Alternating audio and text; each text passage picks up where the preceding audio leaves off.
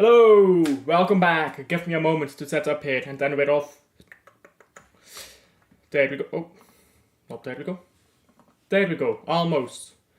Give me a second, I'm setting up. And then I'll respond to chat, yeah? There we go. Let's open the game as well, because can't do a watch long if we're not watching the game. Okay, like, that kind of beats the point of a watch long, doesn't it? Oh, Lugano is playing against Gent right now. I could have done that game. That would have probably been better than this. I'm here now though, so might as well. There we go. I don't know, I just think Lugano and Gent is a bit more of a even matchup, so that would have probably been a more entertaining game, but we're here now. Hello, how are you doing, Wim? And by the way, my predictions are Union should win against Twente. But Union, this season is below standard, and Twente, I'm gonna be honest, I don't really watch Eredivisie that much, so not quite sure where Twente is at this season. I haven't watched a single game of them yet, until now, obviously. So we'll see, but I think Union should win. Whether they will or not, that's a different question.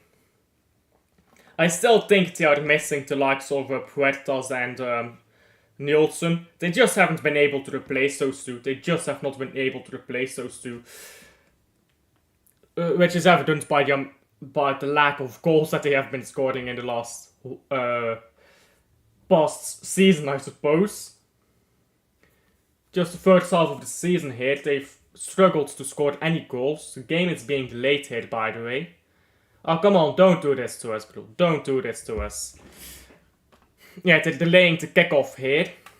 Anderlecht 2-2 against Porto. And I believe that is a game that has already finished. Yeah, that is full time. I think that's a good result. Where are they at right now? Excuse me. Where are they at right now in the Europa League table? They're fifth. They've got 11 points. Yeah, they're fine. They're doing just fine. Brugge Watchalong was chill, I can't lie. Yeah, you know, you've got to be honest, sometimes a result at Celtic Park is, for a team like Brugge, for any team, yeah, going to Celtic Park for Brugge is like going to the Etihad for Liverpool. It's a good place to get a result. I was a bit disappointed with the manager. I think we could have won that game at Celtic Park. Man City Watchalong, yeah, if you haven't seen, I was literally praying. I literally got my cross and I prayed every time Man City got a chance. Bro, it didn't work, so now I have resorted to blood magic. Anyhow, long time no see. How are you doing? Yo, look at how misty the stadium is, bruv. Did they have like some fire thingy set off here? That is a very professional way to describe smoke. I don't know what the English word is, but like vuurpijlen. I guess you would just call it fireworks in English. Because look at how smoky the stadium is right now. Ball going backwards now to Burgess. Yeah, yes, it was. It was offside. It was definitely offside. He was way offside as well. Like about 2 feet offside, I'd say.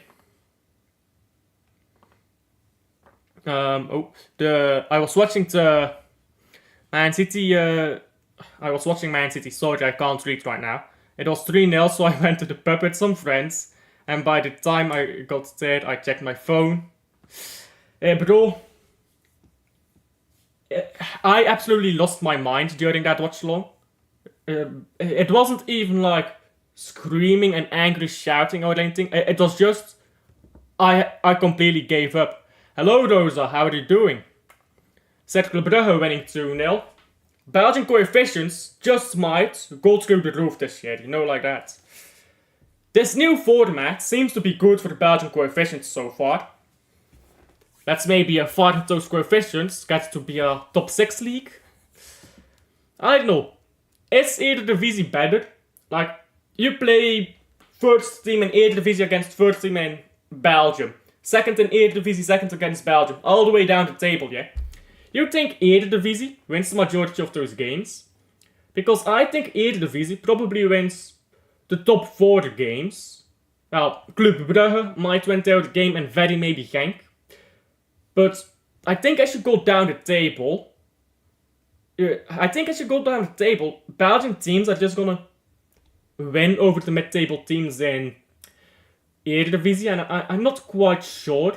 I don't watch Eredivisie that much, but I think Belgium might be a bit above Eredivisie mid-table quality. Because I look at Eredivisie, yeah, and the other mid-table teams that are just inconsistent. Lugano, Gent.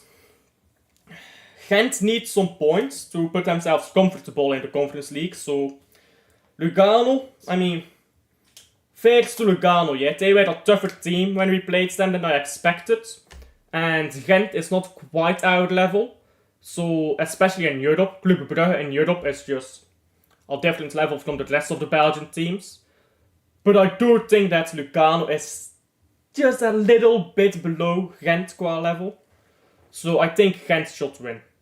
But it will be tough. Especially seeing that it's away. I think Lugano might be able to hold on to a draw, since it's at home for them. Oh, that was scored by Boufal here. First touch, just giving it straight back to Twente. And now ball down the right here for Twente, but not a good one. By the way, this is not blue. They're not wearing blue, they're wearing white. Let me change the kit color here. There you go. And Union wins the ball back with Seix or Van Houten, but looks like Boufal drew a foul here on the Twente player. Let's see that again. That's not a that's a dive, bro. That is an atrocious dive. And never mind. From this angle, yeah, the ball hit him in the face. Never mind. From the other angle, it looked like the ball didn't even touch him. So I thought that was an atrocious dive.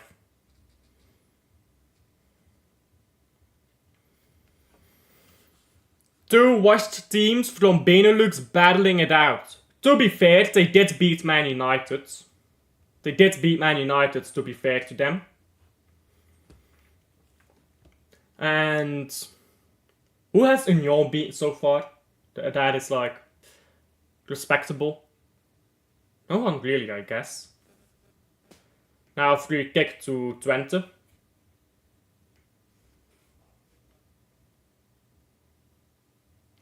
And Union wins the ball straight back with Nyang. Now Boufal. Boufal on the ball again. This is good work here by Nyang. Now ball into Sadiki. Sadiki in front of the box, and oh, it's a stinker of a goal, but it's a goal for Ivanovic. And there you go. You know what, yeah? Ivanovic got off to a slow start at Union, but he's picking up the pace now, isn't he? He's got quite a few goals now. He had a terrible start though at Union. But there you go, 1-0. Can't say it's undeserved, but can't say it's deserved either. Neither team has looked sharp. Might be offside though. Might be offside. When Sadiki gave the ball into Boufal, I think it's offside there.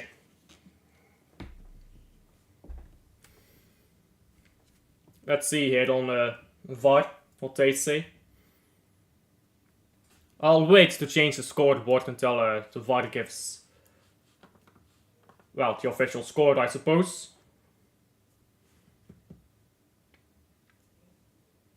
And someone has stayed down as well from Twente.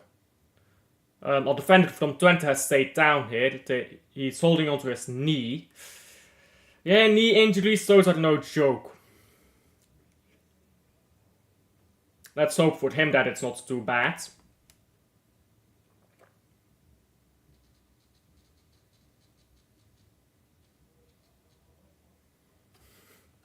Mbappé stretch, you know, like that, bro.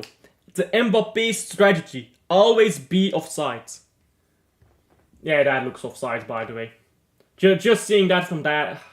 But the angles can be deceiving, isn't it?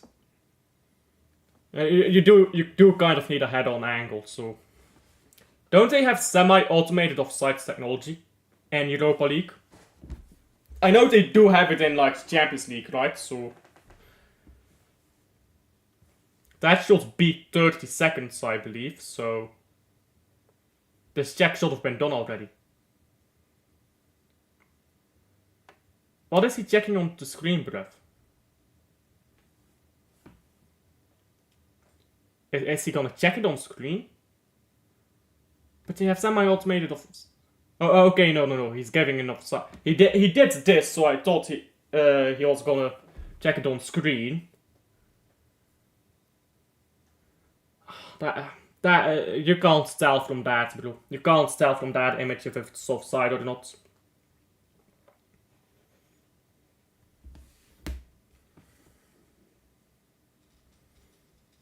Now free kick to Twente here after the offside.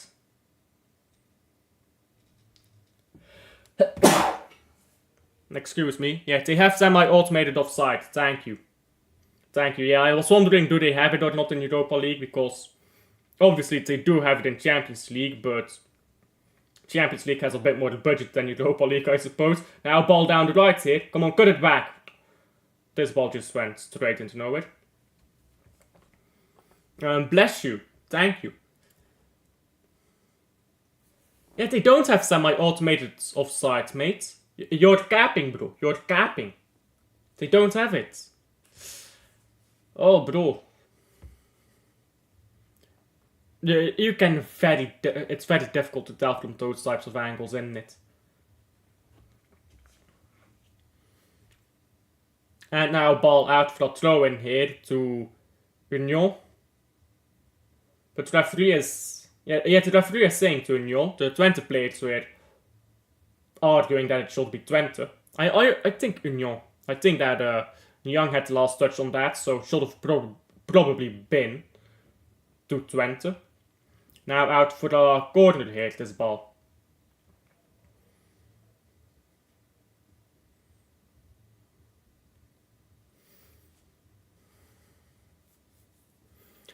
Almost at 450, bro. The holiday is gonna hit like crack. You know, like that, when people are back home, they got time to watch YouTube, it's gonna hit like crack.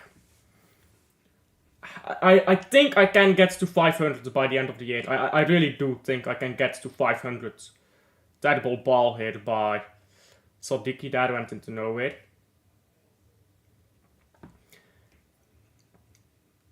I'd love to be live all holiday as well, but obviously I've got exams. Ball through here, looked offside by Boufal. He does score. He does score it, but sorry, Sadiki, not Boufal. But he looked offside. They're not gonna give that, I think.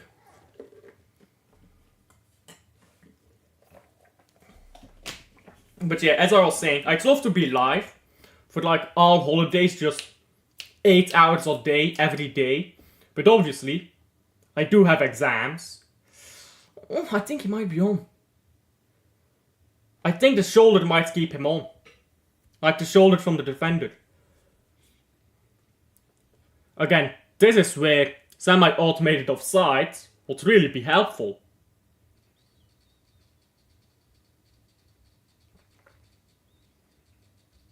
Because now this is going to take another minute, a minute and a half. But it is funny to see Union fans getting sad when they get denied 2 goals on offside.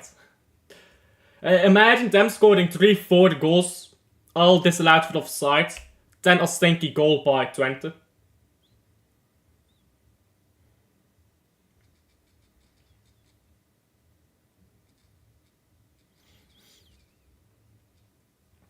Yeah, but look at how long they need to check this. Twente have done nothing, by the way, this game. They have done absolutely nothing. They've not held onto the ball well. They've not defended well. They've been quite tragic going forwards. They've done literally nothing this game. Subscribe to Alf so we can cancel him later, you know, like that. Lugano 1-0. Gent, come on. And by the way, the goal stands. Come on, Gent. I think Gent can get a result at Lugano. I think they should.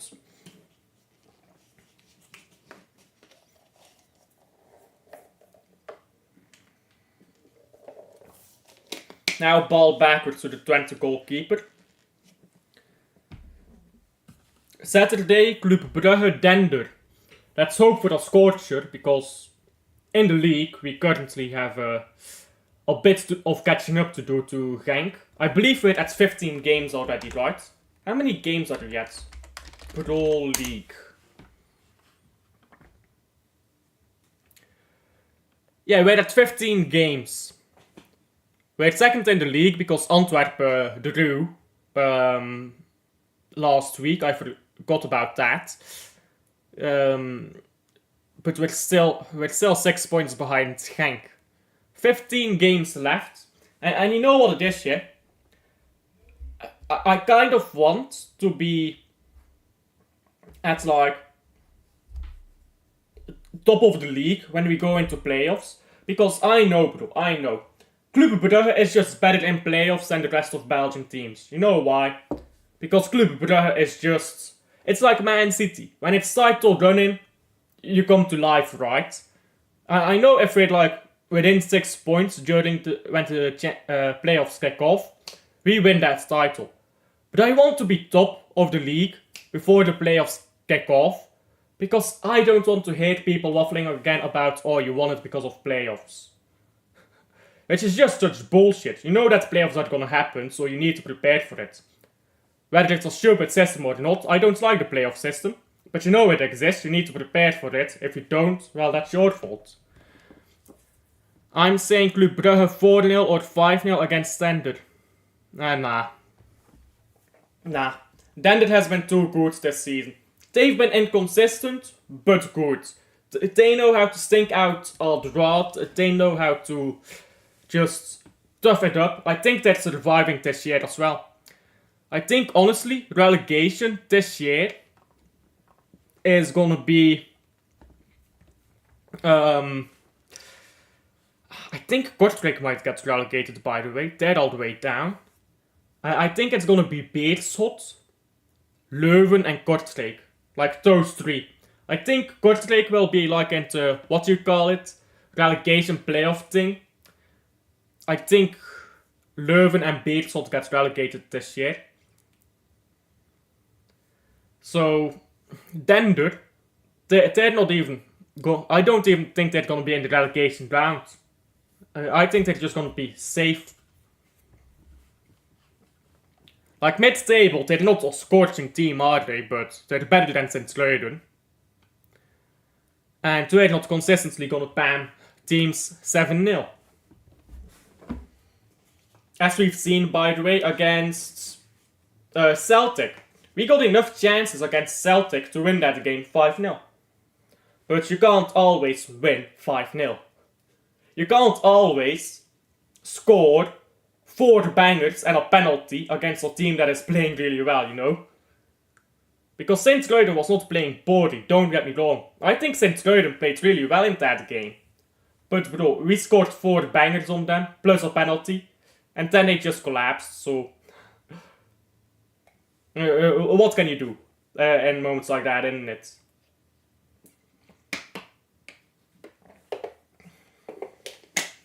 But you can't expect that type of stuff regularly. Now ball down the left and Hussein Janus got onto the ball. Now Twente long ball forwards. And now backwards again.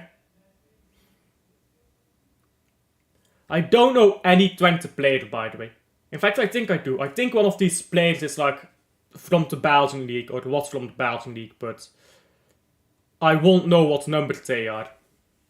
So I don't think I know any Twente player. This game is a bore. Been decent in my opinion. It's not been great. It's not been painful either. It's not been painful to watch like some other games that we've done. It's just been alright. It's been calm. It's not like watching Man City. It's not like watching Man City.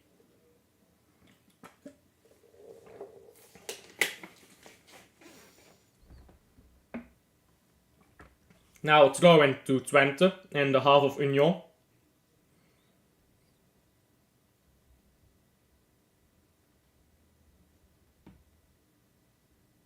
Or sorry, Union with throw in, not Twente. And now Sadiki. Sadiki gives the ball with Van Houten. Ivanovic, not Van Houten. Ivanovic now has to go backwards because nobody in the box was making themselves available. Like you see that, by the way, you see that right now, what happened in the box. That is a perfect example of what I say about technicality is not the biggest part of football. You saw that, yeah, in the box. There were two players in the box. Neither of them made the correct movement. Ivanovic had to go backwards with the ball. If your players know how to move in the box, Ivanovic can cut the ball back, cross it in, and you could have a chance. That is what I mean with people underrate the ability to move correctly as a footballer. To play well off the ball. Because majority of football is played off the ball, isn't it? That is a perfect example, bro. That was terrible off the ball play in the box there by the two forwards. But most people don't talk about that type of stuff. Most people look at how good is your first touch. Bro, let me tell you. I have better technicality than many professional footballers. A lot of people have better technical ability than professional footballers. There's a reason why I did not go pro. Off the ball, I was not good enough. That is something I always get so annoyed about when people ignore off the ball stuff. So that is a perfect example of that, bro. Now ball into the box, cleared by Union. And Union. Oh, this is very scrappy. They had the ball there, they gave it straight into a Twente attacker. And then it just kind of dangled down to the right hand side here where nobody was defending. The Twente defender seemed to get panicked because he received the ball. And that was a proper scramble. He's lucky that he didn't go... Sakes is lucky, by the way, that he didn't go in harder there. That he was able to stop himself in time. Otherwise it would have been a penalty.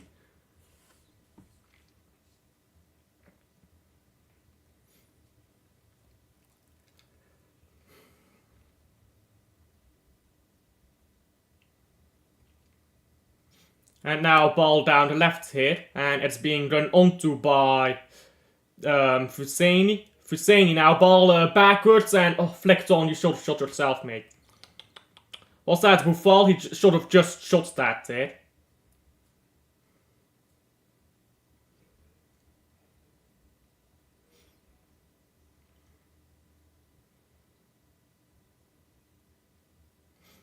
Now Twente on the ball here down the right.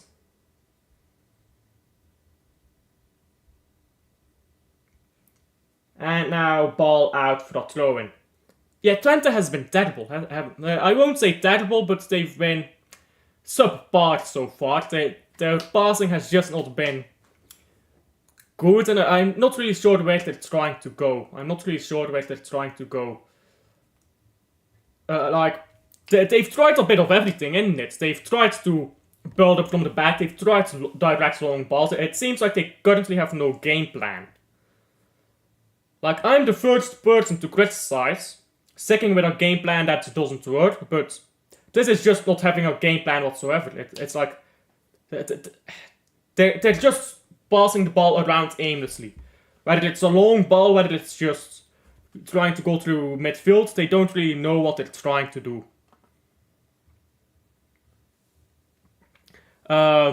Football is a team game. Technical ability is individual abilities. Off the ball stuff is what elevates the team. Bro, do that. There is an interview with Thierry Henry, yeah? Thierry Henry. And he says it perfectly, bro. Thierry Henry, when he was younger, he said, he was always complaining, yeah? Why don't I receive the ball from the winger? Why don't they pass to me? and stuff like that. And the coach told him, well, what are you doing to make yourself available? Because some players like to play on a different way. And Thierry Henry, I'm gonna need to find that interview at halftime. I think I will be able to find it. I'll respond to you in a second. But that is just a perfect interview that again confirms what I always say, bro. Being able to play properly off the ball is almost, I won't say it is flat out more important than technical ability, but at the very least it's at the same level. And almost nobody in football rates that. There's so little football fans that actually understand that the majority of the game is played off the ball. When you say it, people are like, well, yeah, obviously. But some people just don't really try to sink it in. Which is again why I say Harry Kane, world-class technical ability, off the ball he is a tragic player, which has cost his teams, trophies, which is why he's never been world-class for me. He's been very good, he's never been world-class for me. Because his off-the-ball stuff has always been, his whole career, tragic. You're on Fan Reactions Hub on YouTube. What is that? Fan Reactions Hub. Let me look that up. Didn't even know that something like that existed. Big up to whoever manages that. Fan Reaction Hub. Oh, it's this channel. Yeah, I've seen this before. Yeah. Big up to Bobby Bounce. That is his name, right? Bobby. Big up to that guy for putting me on. I've seen his channel before, but I didn't actually know it was called Fan Reactions Hub. You know what I do? Sometimes I just like see a logo and I'm like, okay, that channel, and I click on it and I don't even know the channel name. Like I swear it down, yeah. There's so many channels that I'm subscribed to, and I recognize them by the logo or like by the profile picture rather than by the name. I probably can't name like half of the channels I'm subscribed to and watch regularly, because I recognize them by their logo. Yeah. Fair enough. Pain. Absolute pain, that game. Let's pretend that I'm not on the fan reactions for that.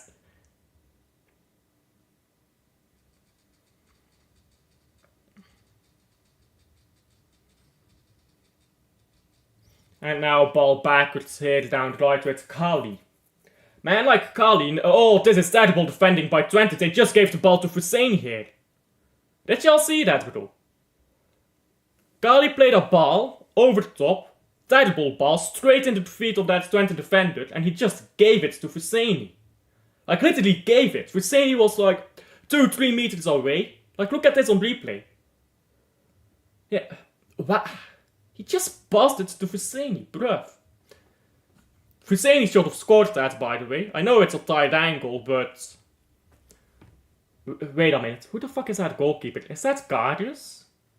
Okay, it's not Karius, but he looks like Karius. That goalkeeper looks like Karius, so...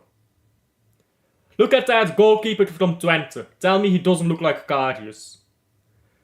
And now ball headed away by Twente. And shot straight on target by Union. Switch sides to the other team next time you lose a game. But mid-game against Liverpool, we're gonna be losing like 6-0, 7-0. I'm gonna be like, oh yeah, I'm a Liverpool fan now, lifelong Liverpool fan. You know, like that. You can never lose if you just join the winning team.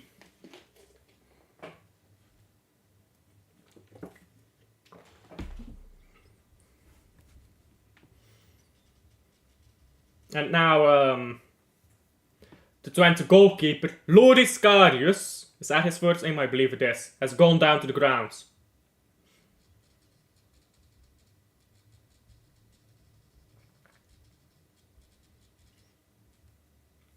Yeah, he's also having knee problems here. This man is called Wolf's Winkle. Bro, this number 9 is called Wolf's Winkle. That translates to Wolf Shop.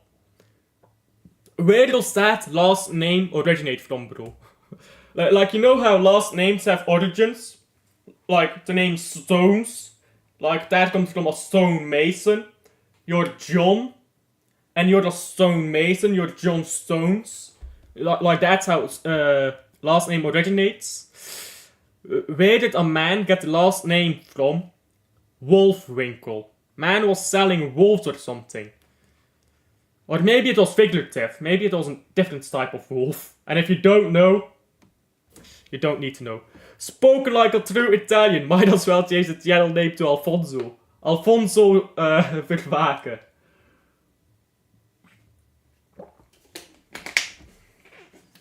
I am Alfonso Vervaken now. And we switch sides to whoever is winning.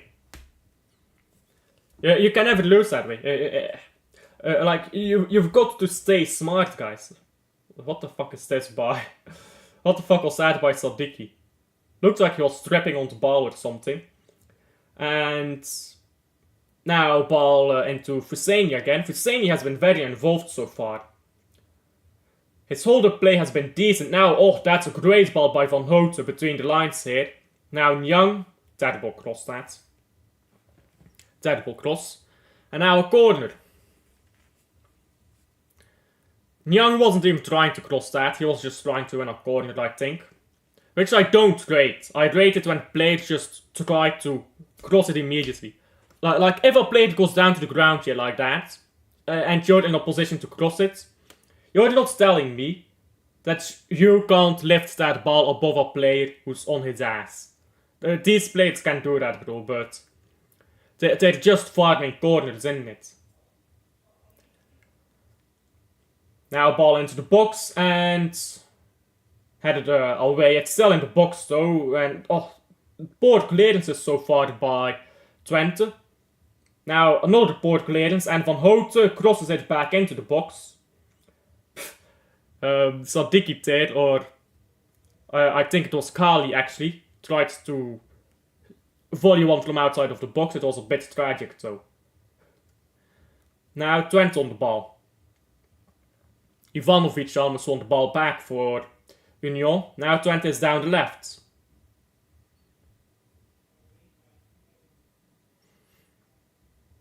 Twente now holding on to the ball down the left again and easily intercepted that by Sadiki. Now ball down the right, Ivanovic. Now the ball is out for a throw-in.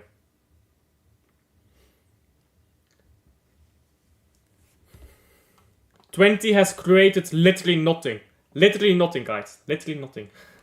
They've created about one decent chance, but a bit underwhelmed so far by Twente.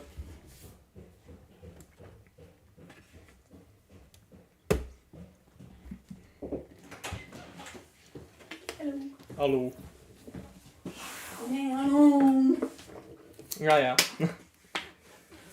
Now Twente on the ball here down the right. And Twente holding on to the ball.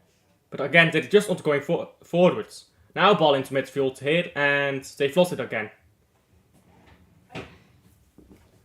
Now ball on the right. Come on, cross it in. There you go, and it's a decent cross, headed it straight on the goalkeeper. Like, now they're creating more, but so far in the first 31 minutes from Twente, they've created about 1-2 chances. That's about it. And this is just, it's a good cross, don't get me wrong, but it's not a great chance, is it? They're just way too reserved right now.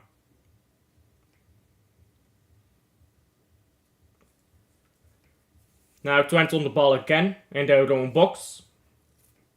I'm pretty sure Twente has had like 60% of possession, but they do absolutely nothing with it. Union won the ball back here high up the pitch. That was atrocious passing now. Shot. Well wide. Well wide started by Sadiki. Or sorry, Nyang, not Sadiki.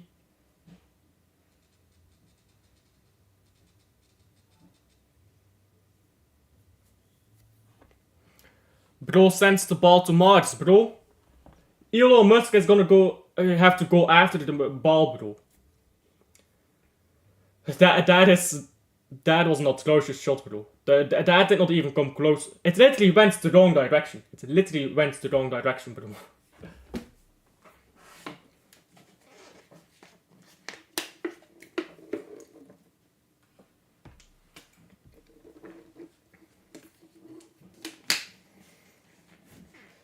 Now ball forward by Union. And really good footwork again by Husseini. Yeah, he's been really solid so far on hold-up play, hasn't he? And what is this pass, bro? Now long ball by Morris. Buffal tried to chest it down, but he ran into Niang there. Niang and Buffal are kind of getting in each other's way here. Just running in front of each other. Now Twente again on the ball. Look at this from Twente. They have the ball. They hold on to it for 20 seconds. Then they pass. Union has not moved a bit. But they suddenly decide to go forwards. Because they're like, we're going to try to lure you out. But if you don't come out, we're just going to give up. And that was crappy defending by Union in the box. Now cornered so. To Twente. By the way, Eintracht Frankfurt is winning. What are they playing against? Against Midland. And Midtjylland? Something like that. And I believe I saw Tottenham winning as well. Yes. Ajax is currently 0-0. And Tottenham is winning against, I believe, Roma. Brian Johnson and Son scoring in those games. Or in that game.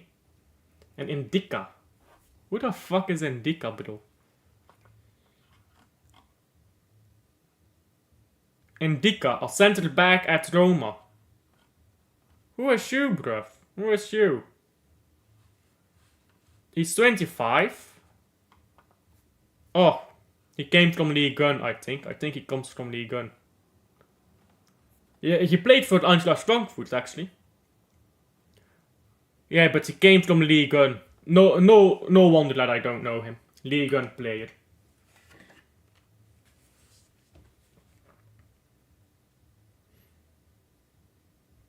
Now a free kick here for Union.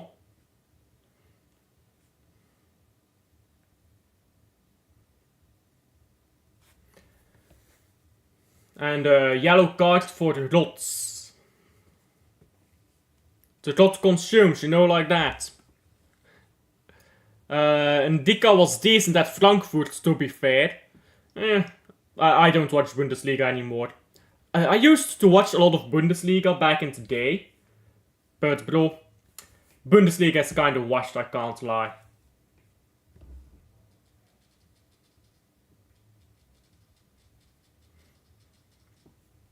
Now Niang receiving treatment. All of these players on this pitch got knee problems, bruv. No, he wasn't decent at all, he was shit. So Da Silva disagrees that he was a decent player. I can't tell. I don't watch Bundesliga at all anymore. I watched like one Bundesliga game in Man City's treble season. Like the Dortmund game. Because I thought they were gonna win a league title. They didn't. Dortmund and bottling stuff. It's honestly... It's almost on the same level as Spurs, but at least Dortmund actually has won league titles in the last 30 years. And when is the last time Spurs won a title? 60 years, right? Tottenham Hotspur. I believe their last title, if I'm not mistaken, is 1964? Something like that. Let me check that. I might be waffling, guys. I might be waffling. It's definitely 1960 somewhere. 1961. Yeah. 63 years, bro. 63 without a title. 63 years without a title. Yikes. Obviously, the last trophy they did win was the League Cup, which I do rate, by the way, that they used to try in the Cups, because they were never a big team, let's be honest. Tottenham has never been a big team. But at least they were trying in the Cups, isn't it? Now Niang on the ball again. Can't hold on to it for long.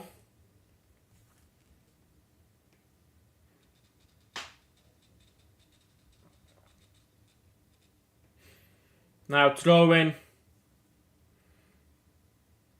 Taken by Union. Ball up the pitch. And chasing onto its head for Saini. Not yet, but we're very close. We're very, very close. I think Man City will be bigger than Arsenal at some point. Arsenal, you know what the thing is with Arsenal? They're not as big as people thought they are until quite recently. Until the 90s. Like, obviously they were an accomplished team, but so was Everton. So was, let's be honest, Newcastle. So, what is the name? Huddersfield was also quite accomplished. Like, Arsenal is not the team that people think it is. Aston Villa, by the way, until the 90s. So, you know what it is, yeah? People think of Arsenal as a massive club. It is, absolutely. But that's only ever since somewhere in the noughties. In the 90s, they were a big club, but not massive yet like they are now. They became massive in the 90s, but it's very similar with Man City in that manner. Man City has been a big club in England since, I don't know, somewhere in the 60s or 70s, you could argue. But not massive until recently. It's very similar, isn't it? But people are like, oh yeah, you've got no history. Well, people would have said that about your club 20, 30 years ago, so always a dumb argument. Because I'm pretty sure that Arsenal, I think, I might be wrong, but I'm pretty sure that Arsenal won more than half of its trophies after the turn from the 80s to the 90s. Let me look it up.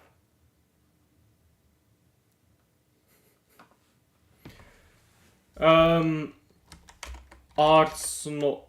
Wait, I don't have to look it up. I have a graphic on my Twitter. I have the perfect graphic for it.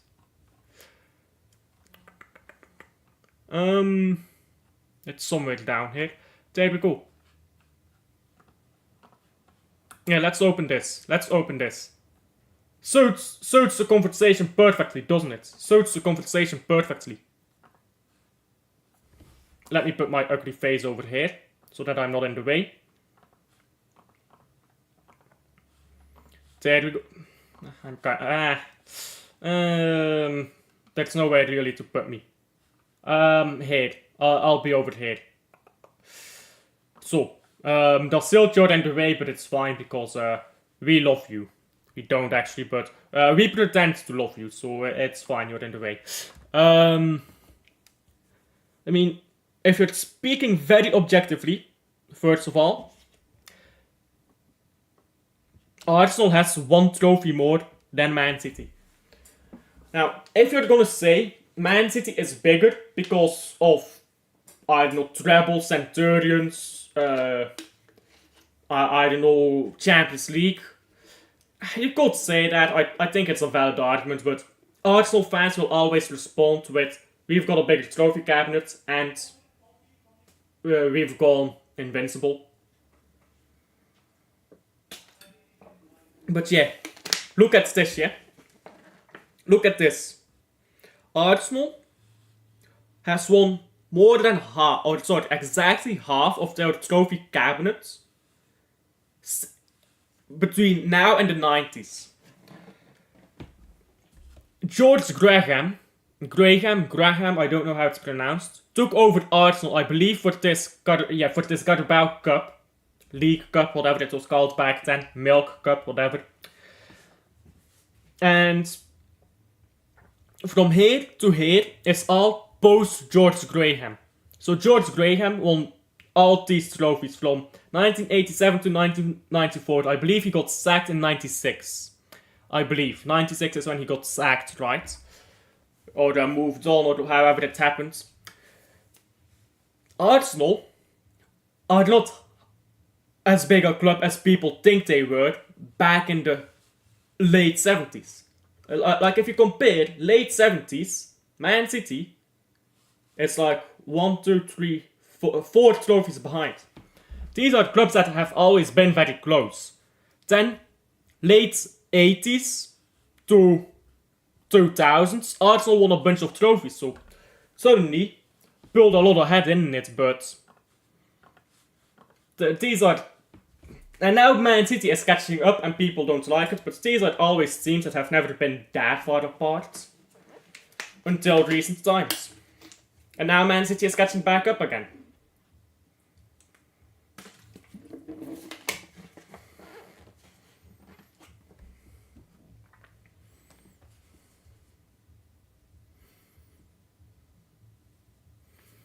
Now ball down the left side for Union.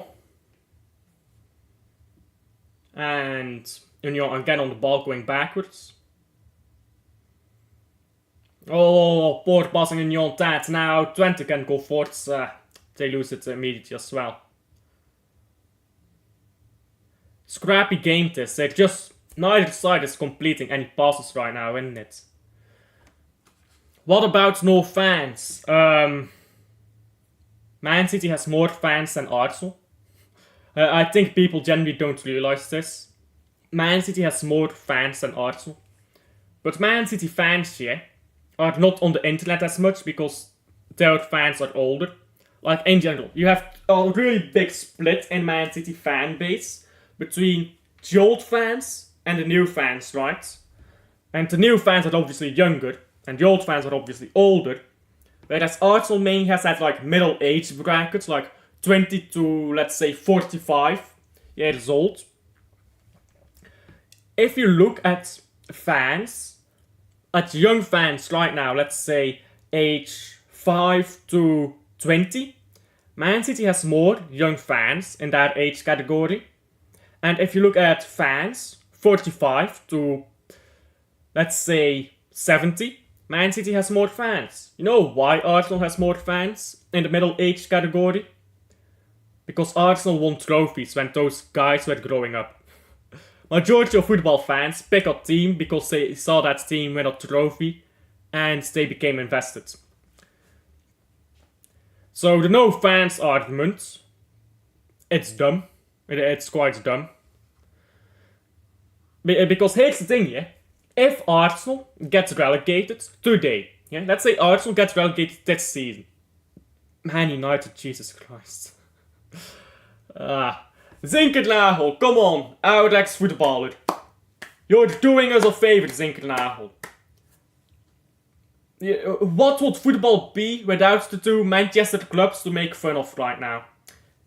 Absolute jokes, isn't it? Thank God for the Manchester clubs to make fun of. But, if Arsenal got relegated, right this moment, they would still get big numbers in the second division. If they're in the championship, they'll get big numbers. But don't be mistaken, they won't get new fans. They'll get big numbers because they've already got the fans, and fans aren't going to be loyal, believe it or not, even if they join as glory hunters initially. But they're not going to grow a fan base anymore. Not to the same degree. So that's why these fan bases shrink. A lot of people don't realize that Liverpool has not filled Anfield, I believe, once in 10 years until Jurgen Klopp. I believe the 10 years before Jurgen Klopp came to Liverpool, or was it part when Jurgen Klopp was there? Details don't matter, right? But Liverpool hadn't filled Anfield for that 10-year period. Like, not once had they sold it out completely. Not a whole 10-year period. So now they're doing well again, and Anfield is sacked. That's how football works, bro. That's how football works. And anyone who thinks that big teams have big fans because that aren't like glory hunters, you're delusional. There's a reason why all the biggest fan bases are the biggest teams, bro. All big teams have the glory hunters. And I don't quite mind them. I think glory hunters provide something valuable to the sport, and that is, I just want to win. Like that's just a I just want to win take. Because if you actually listen to the Glory Hunters sometimes, yeah, they ask unreasonable things sometimes, isn't it? But it's because they want to win. Tottenham still leading 2-1 against Roma. And 3 minutes of stoppage time, by the way, in this mediocre game. Stuttgart lost yesterday. Who did they play against again? I forgot. Who did Stuttgart play? Stuttgart.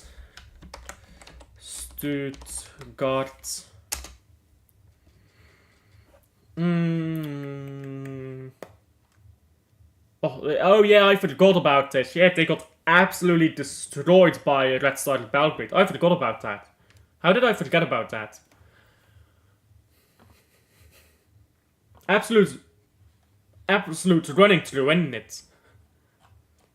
Wait, what's that put Red Star Belgrade, by the way? Am I blind? Where are they in the league? Yeah. Crvena Zvezda.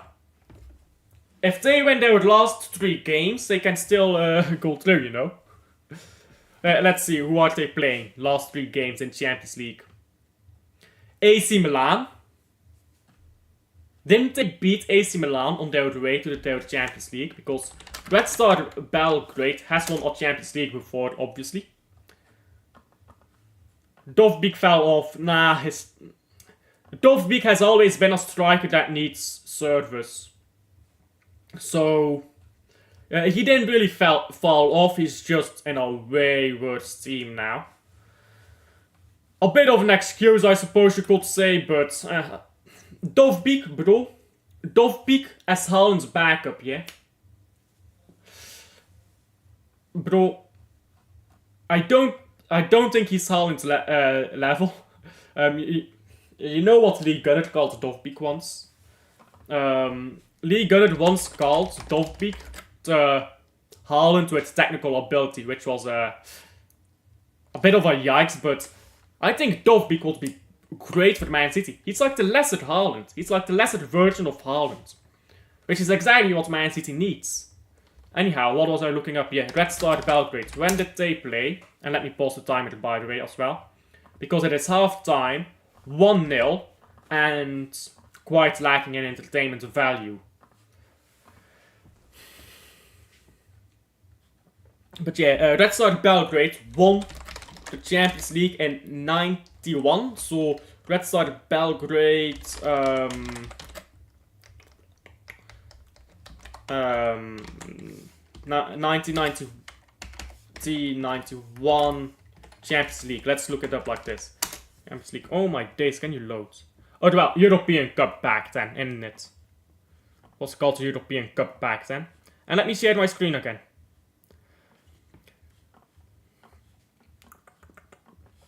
I'm pretty sure that Red Star Belgrade did play against AC Milan in this run. Where are you? Yeah, they beat Bayern München, by the way. They beat Bayern München, dat shield. Take that. Hold that, bro. Hold that. Here against Dynamo Dresden, Rangers, and Grasshoppers. Did they not play against AC Milan? Milan lost against Marseille. This was a proper Marseille team, by the way. This was a proper Marseille team. The streets will never forget Marseille back then, bro. Bro, that final, that Marseille won. Yeah, you can see it here. Papin, top scorer in this one as well. I believe he was top scorer in 3 different European Cups. Let me look that up. What is his first name? Jean... Is it Pierre or Marie? Pierre Papin. Jean-Pierre Papin. Bro, I'm pretty sure that he was top scorer in the Champions League twice or thrice. Or well, European Cup. Yeah, see? European Cup. 3 times top scorer. How do I know?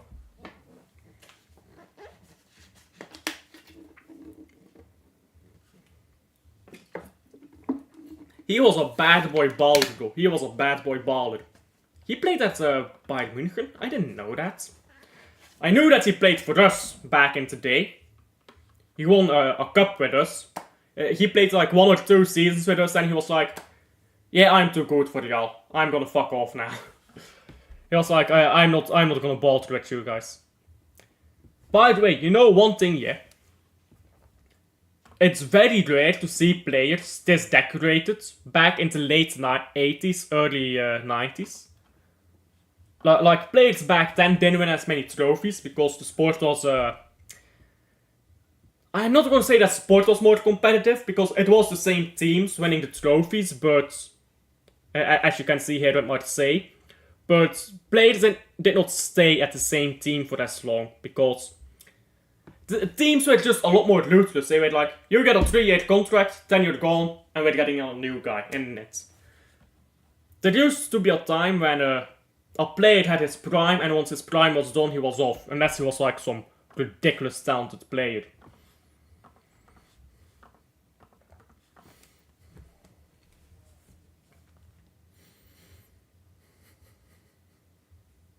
Anyhow, talking about this game now, because it is a watch-along about this game, not Jean-Pierre Papin.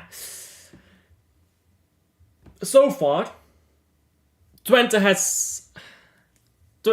just doesn't have a game plan. I know I said this earlier in the stream, but I don't know what they're trying to do.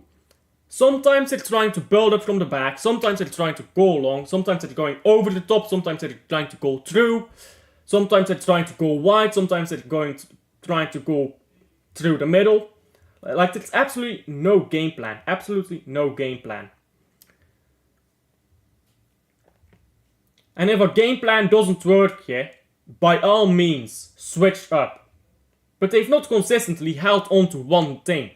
And it's no coincidence, in the last, I want to say 15 minutes of the first half, they've actually stuck with the same few patterns, where they've tried to move the ball wide and then go from wide areas at about halfway or further up the pitch into the midfield. It's no coincidence that once they started doing that and stuck with it, that they've actually gone forwards a lot better, because it's not that tactically that's so much better, but they're sticking with one style of play, and when you stick with the same style of play, your players are just gonna know what to do, right? So the problem that Twente had in the first 30 minutes is I feel like the players did not know what to do. Some players were making runs to receive the ball from deep, some players were dropping in to receive the ball, to play ball close and stuff. It felt like they didn't know what they were doing. And I don't know what that comes down to. I assume that can only be bad coaching. Or panic. Maybe the players are panicked. But I don't think they would be, because they have played against Man United and gotten a result. Name every footballer ever. Yes, I will name every single footballer ever, guys. I promise you, I know every single footballer that has ever played the sport in it. It's easy, guys, it's easy. Like European leagues only.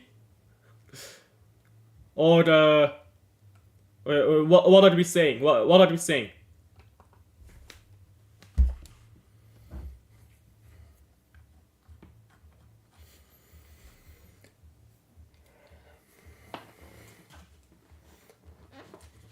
Let's check out some of the results, by the way, and the rest of the Champions League, Europa League right now. Europa League and Conference League is being played right now as well. Conference League.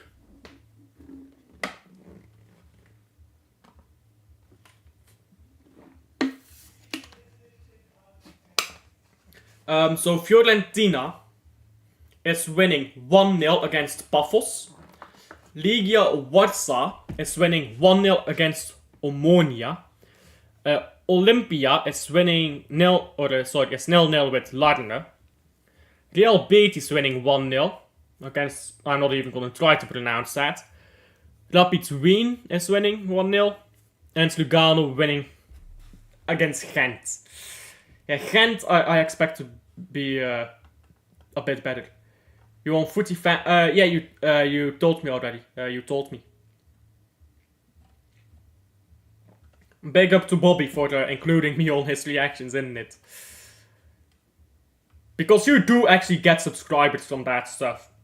Like, obviously, they're just farming content using you. But you get subscribers because of it, so why would you complain? You should just thank them, isn't it? They're helping you grow.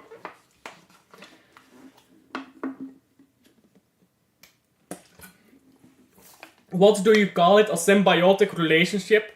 Where you help them grow and they help you grow? By the way, I'm seeing the replays now of the Porto game. Porto against Anderlecht.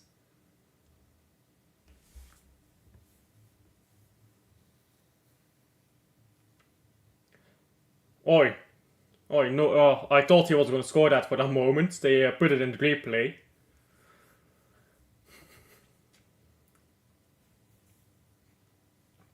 I did not watch the game from, this game, Porto Anderlecht, so Anderlecht was wasting chances, it seems, in that game. The end result was 2-2, of course.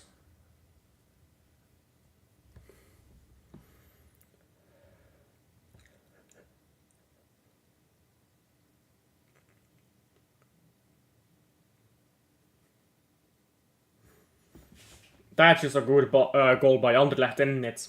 De Greef just winning the ball up the pitch, and that's the problem with playing up from the back. If you don't have the man to do it, bro, you're gonna concede goals like that all the time.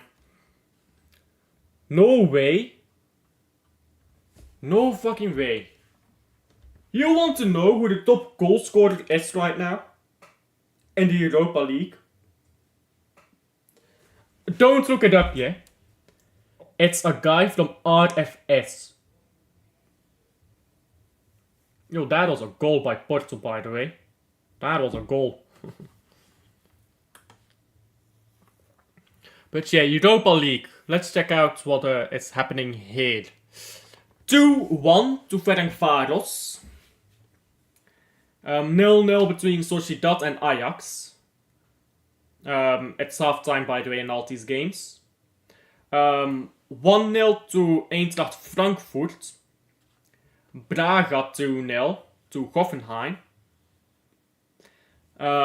Slavia Praga and Fenerbahce currently on 1-1.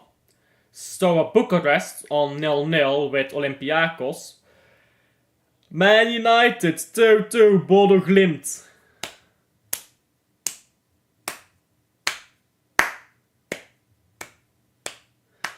Guys, when this game is done, we are going to check out that Man United game, and bro, if it is still 2-1, halal, isn't it? Halal. And the Rangers 3-0 up, by the way, to Nice. Then obviously Tottenham 2-1 up, and this game, well, you can see the score above, isn't it? You can see the score above.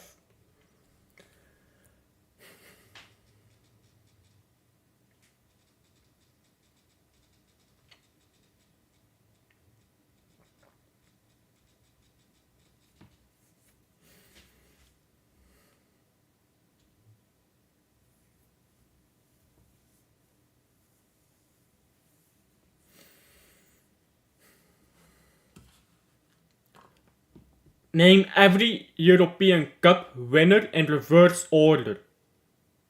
What does that even mean? Like, reverse order. So, the team that won it last. So, 2024 winners is Real Madrid. So, you mean Real Madrid, Man City, like that order? Like you go from Real Madrid, Man City down like that? Or, like, what does that mean? Because the reverse order is... So the reverse order is Real Madrid, Man City. So we're starting in 2024, right? Real Madrid, Man City, Real Madrid, Chelsea, Bayern München, Liverpool, Real Madrid 3 times, Barca. Before Barca, 2014 was also Madrid, and then Bayern München. Chelsea, Barca, Inter... Barca? And before the Barca, 2008, right, so that's Man United, then AC Milan before that, Barcelona again, then Liverpool.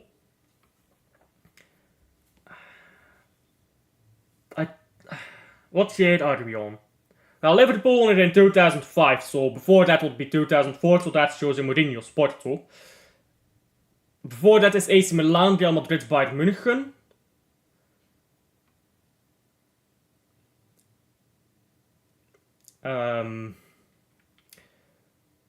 Real Madrid, Man United, Real Madrid. Because Real Madrid won the Champions League, and between that was Manchester United's treble.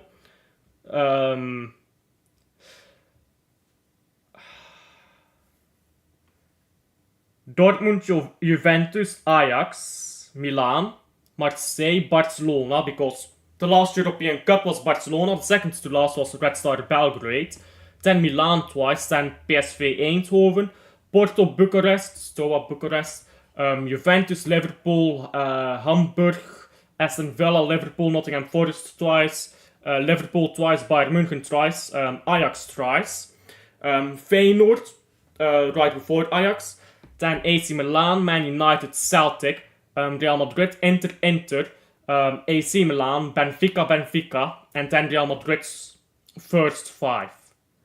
So that's the reverse order. I think.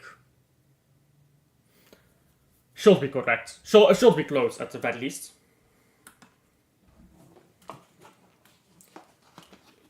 It's actually easier.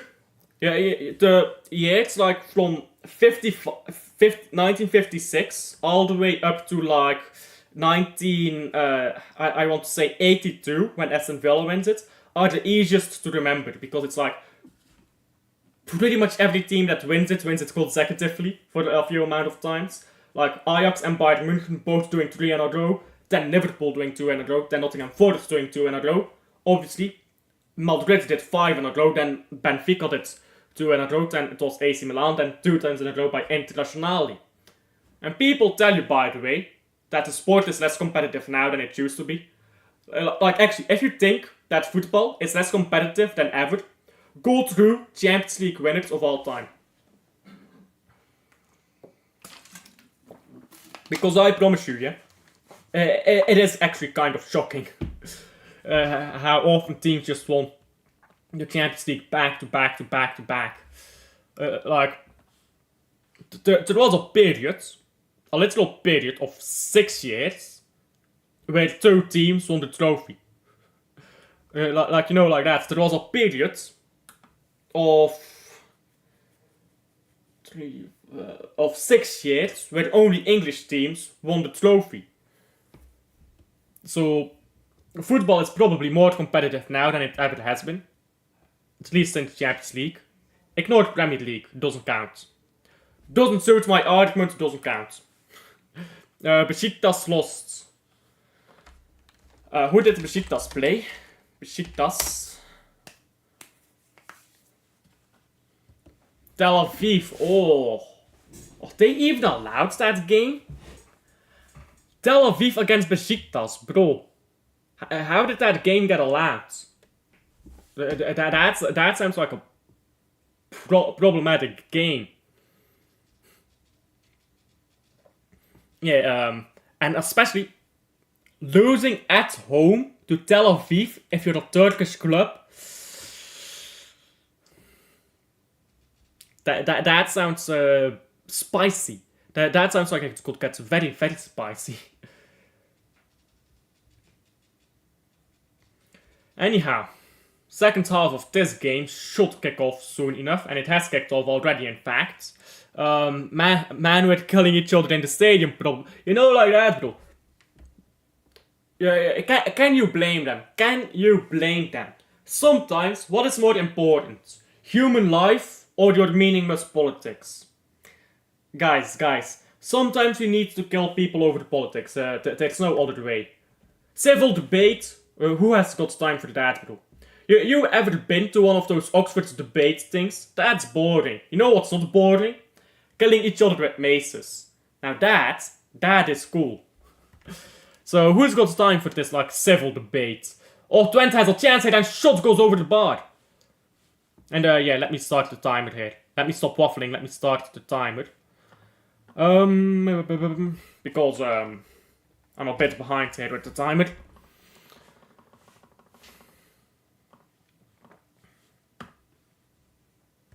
And a corner, I believe, now for Twente. Because I think the ball touched a player from Union. Before it went out. Let's see that again. Nope, it didn't touch anyone. I thought it touched Bird yesterday on the way out, but it didn't.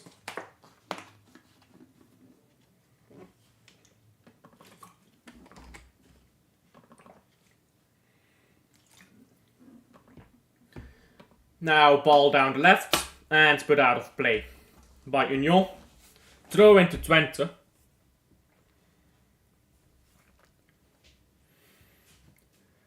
Twente, ball into nowhere, easily intercepted by Burgess. Now Machida has to be careful, or sorry, McAllister has to be careful too. And Twente ball backwards. So far, yeah, Union have not been amazing, don't get me wrong, but when Union has the ball, something happens. When Twente has the ball, it's just the same pass 10 times over.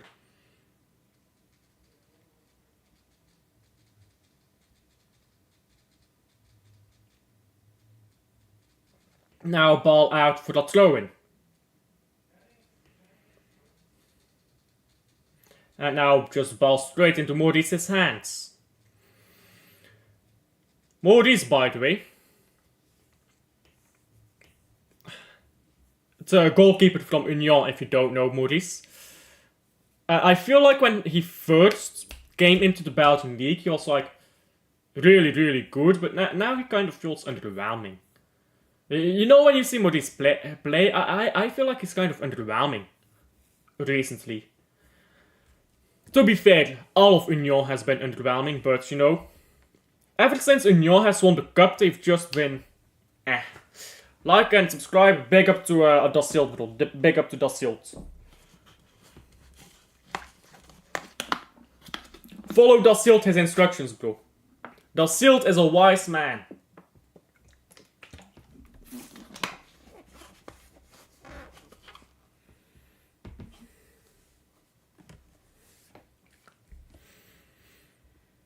Now ball with Kali here, who goes backwards to McAllister.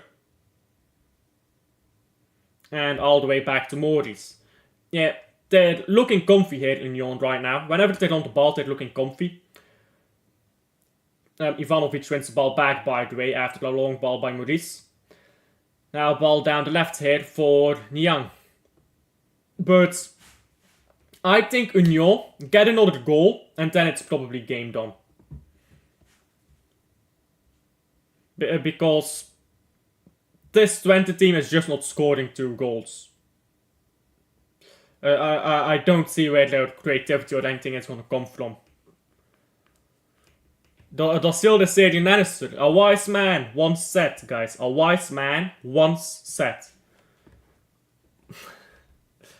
A wise man once said, subscribe to my channel. That wise man is me.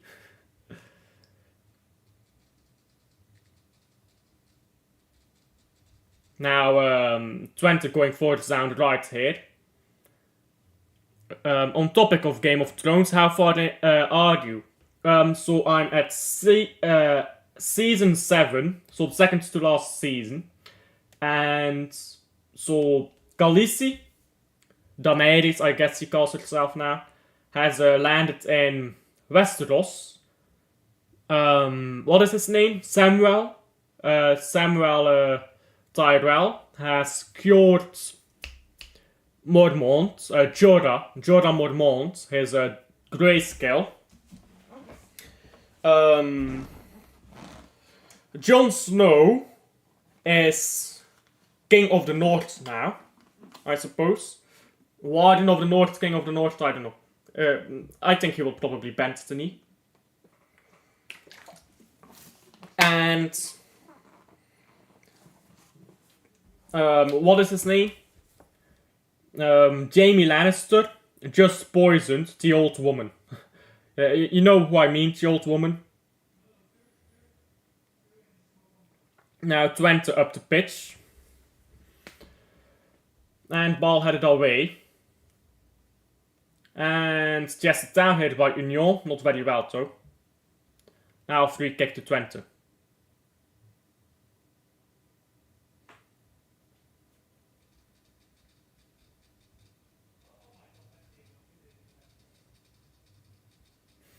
Now Twente on the ball again after the free kick. The final parts before the series turned to shit. Yeah, that's what everyone tells me. I've enjoyed it until now, so... If it turns to shit now, too bad, and it's too bad.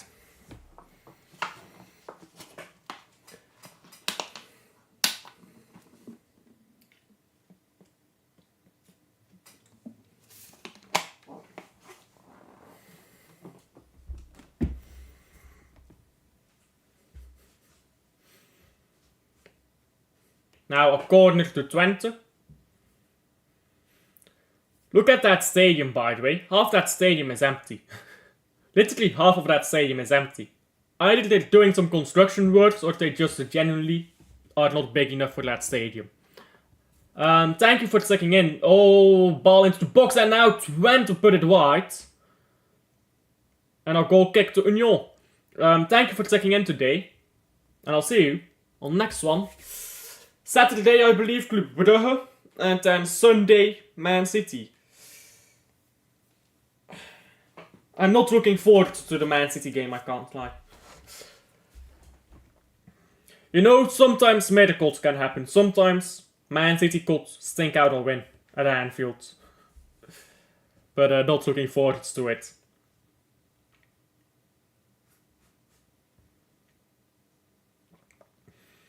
Now ball with Twente again into the box, and now Sadiki goes forward into Fuseni. Fuseni does that very well, and now counter-attack hits. Sadiki tries to put a ball in front of the box for Ivanovic, who has to score. It's a good save by the goalkeeper. Ivanovic, I expect him to score that. But it's a really good save by the goalkeeper, to be fair to him, but I think Ivanovic put the ball just a bit too close to the goalkeeper as well. Really good cross by Sadiki. Fuseni did really well to get the ball into Sadiki in the first place. That was a good counter-attack. Now ball down the right for Twente. Twente. First excitement of the entire second half. Bro, this second half has not been good, I can't lie.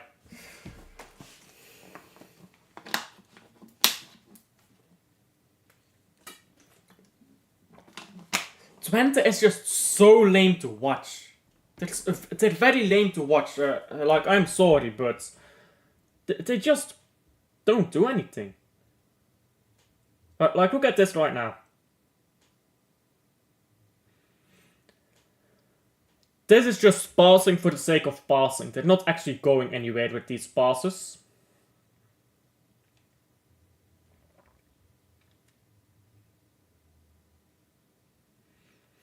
And Union is just... They're setting up a mid-block, I suppose, is what you would call it. Fuseni won the ball back there, but he didn't do anything with it. He had a bit of space too. I expect Fuseni to run into space in moments like that. He tried to give the ball to Sadiki, but Sadiki couldn't get to the ball first. But yeah, look at this from Twente. How long have they had the ball now? 3 minutes. Now they've lost it. And Union, the moment Union got onto the ball, they tried to put a ball through. Fair enough, it didn't come off. They lost the ball. But at least they tried to do something in it. Now Twente is going forwards. Ball into the box. And got back by the Twente winger. Not very well though. Maurice now laying down on the ball. But you see that when Union has the ball here, they have the ball for 10 seconds, they create a chance. Twente has the ball for literally 3 minutes at a time, they do nothing. Absolutely nothing.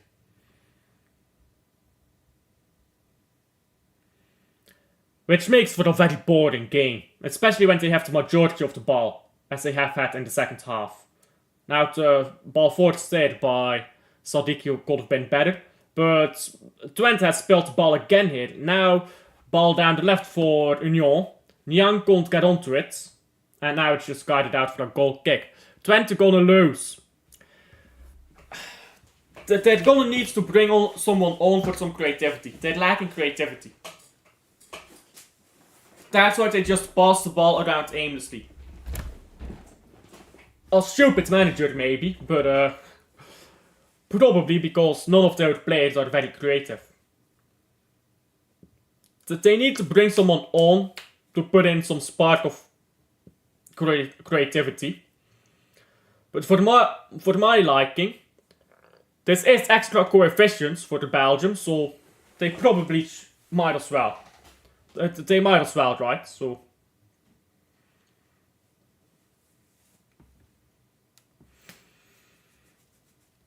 Union Saint-Gilloise now on the ball. Yeah, look at this by Union.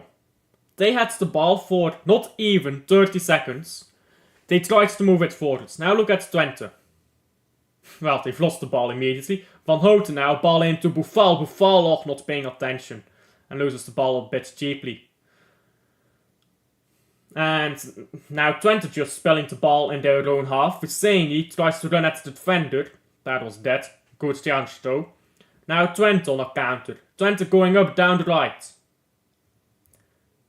And Union is quick to get back in position. Twente now, dead passing that. And good defending Van Houten as well coming back there. And really good for Turk Sadiki. Niang and Boufal here on the left hand side have not been good so far this game, I must be honest. And Union lose the ball again in their own half. Look at how scrappy this game is, by the way. It's been a few moments in this game where both sides are just absolutely scrambling for the ball for like a whole minute and a bit straight. Now that's going to be a free kick to Union.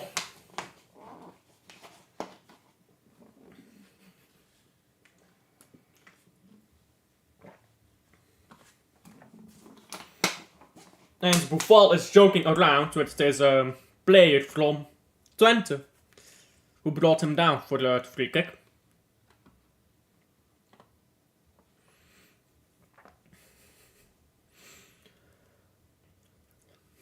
Now ball on the left side for Husseini, can he get onto it? It's clear, it's not very far. Ivanovic now heads it backwards. Boufal catches up to the ball and leaves it for Van Houten. Van Houten forcing to Ivanovic, who tries to move it backwards to Boufal. Now ball on the left side in Young into Husseini. Husseini holds onto the ball. Now backwards to Niang. And the ball is out for a corner, or sorry, goal kick. Goal kick to Twente.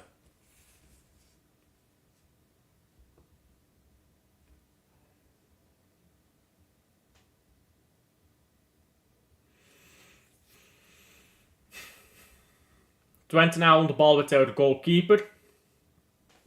I'm surprised that there hasn't been substitutions yet by Union. I mean, they're playing well, don't get me wrong, but surely they would be a bit more comfy with second goal. I guess you could argue you're playing well, you're leading, but who does Union have on the bench right now? Like, who is fit? I'm pretty sure that Machida is fit, like if you want to bring on a defender. Hadji is fit, I believe, so they have players that they can bring on. Yeah, now a substitution by Union. There you go. Boufal is coming off. He's not been great either.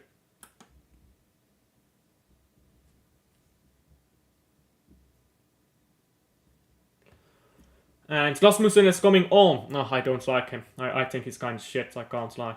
But Rasmussen is coming on for Boufal.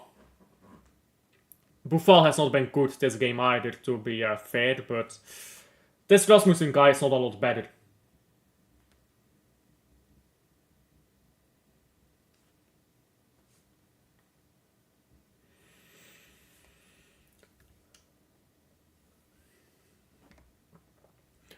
Game gonna be 100 miles an hour in the final 10 minutes. Yeah, but all that's how these men move, isn't it? Slow passing for 80 minutes, then you get to minute 80. And now you've got to bam the ball around, left, right, you've got to do everything then. It's the masterful tactics, guys. Masterful tactics.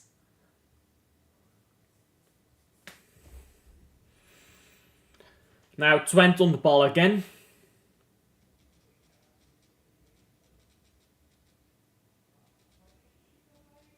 And that could be a yellow card there for Van Houten. The game is allowed to continue because Twente hold on to the ball. Now headed away to crosshair by Union. Now Burgess clears the ball. Now Fuseni into Ivanovic. Ivanovic, good footwork, moves the ball down the left here and now try to move a ball up the pitch there McAllister, but it got stuck on a Twente player. Now it's a throw-in.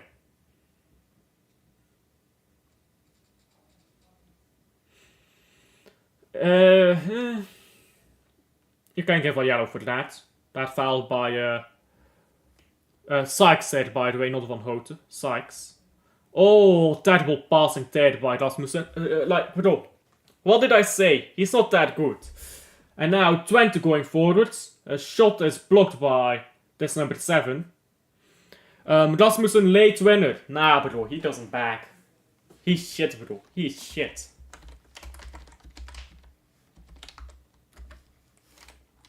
Matthijs Rasmussen, bro.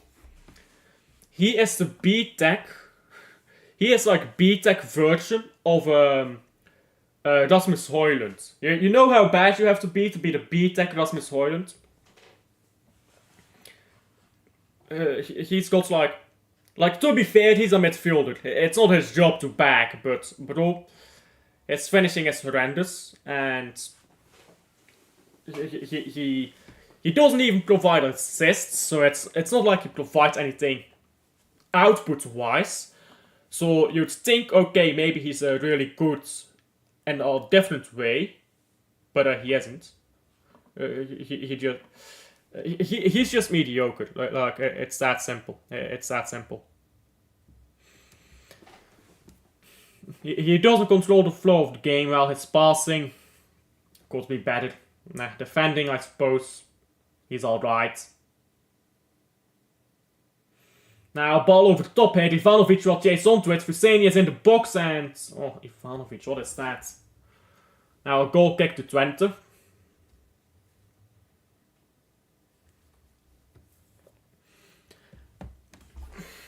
Nothing is happening right now in the game anyhow, so... Let me quickly go take a bathroom break and I'll be right back.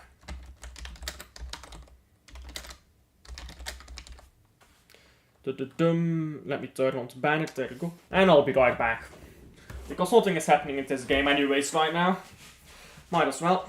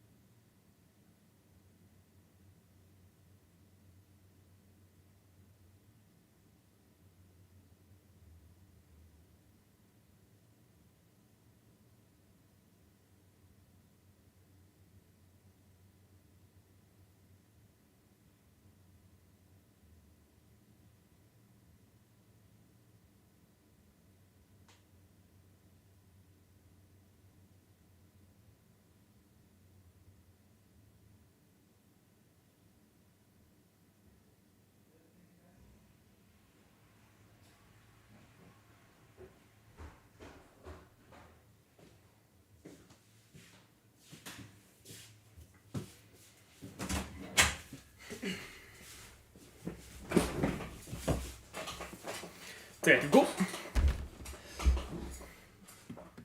Let me turn off the banner, and let's continue watching the game here.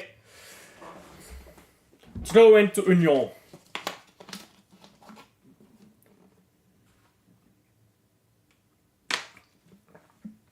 You know what the thing is about Rasmussen, yeah? He played 1 year in the second division. And, I don't know, second division in Norway, I believe. And he bagged 15 goals over there. But, for the rest, he's never really bagged anywhere. Not really part of his game. It's like when he starts bullying the little kid. Like, even if you're not a goal scorer, you're gonna get goals in it, but... And you're actually playing against top teams, you're not doing what you're supposed to be doing.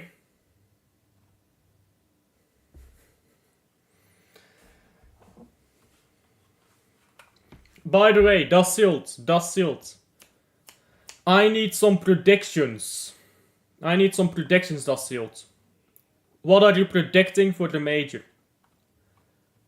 Because obviously there's still a few teams that needs to qualify for the major.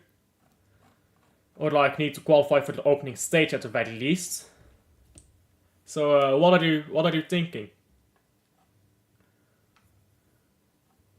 Because if I'm being honest, let's maybe start off with Dusselt. Did you expect Astralis to fucking bottle it again? Because that was wild, wasn't it? That was kind of wild. I'm not really sure what to expect. Now a free kick, by the way, is being given here to Twente.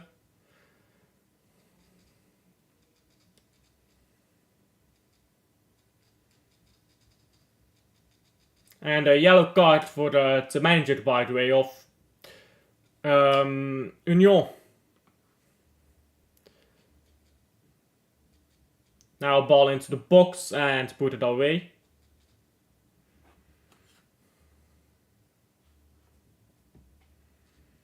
Now going backwards here again, Twente, all the way back to the goalkeeper.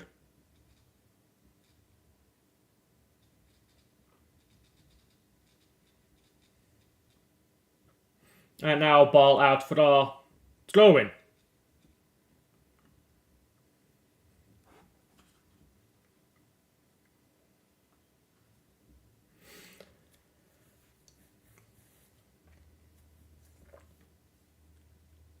Ball is up in the air, now down the right. There's no energy in this game, bro. No energy. Whenever Twente have the ball, there's no energy, bro. Like, bro, you're playing at home, do something, innit? Union have come into this game with more desire, I think. They've been there for every moment, yet they've been there constantly. They've been all over the place. Twente, meanwhile, it's like...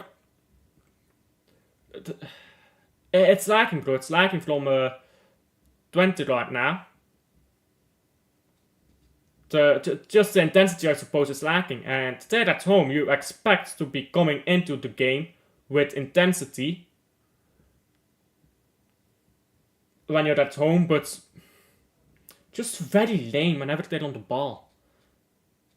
And I don't imagine that they're intimidated by Union. They've pammed Man United. Well, maybe pammed is a bit... maybe pammed is a bit... too, like, what is the word? A bit too generous. But they've beat Man United, didn't it? So... Now ball on the left, by the way. And now ball out for a goal kick again to Twente.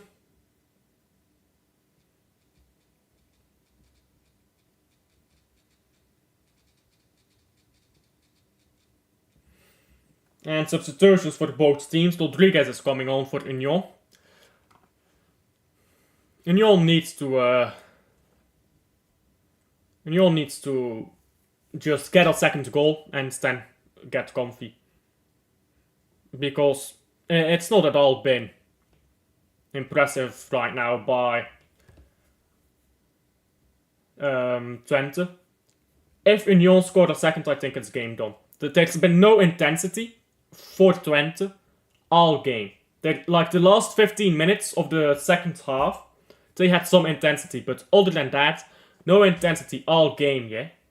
So, if Union scored a second, I think it's game done. Scored a second, park the bus, hold on to the ball, game finito. I think Furia, Imperial, Mongols, Liquid, Fnatic, Virtus Pro, Gamer Legion. So basically you're predicting all the favorites to qualify. Okay, not very exciting that. Winners will be G2.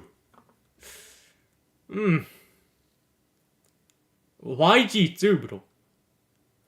Like, I know they've been good recently, but bro, you think that G2 is winning the major? No offense, but who do they have in their squad right now?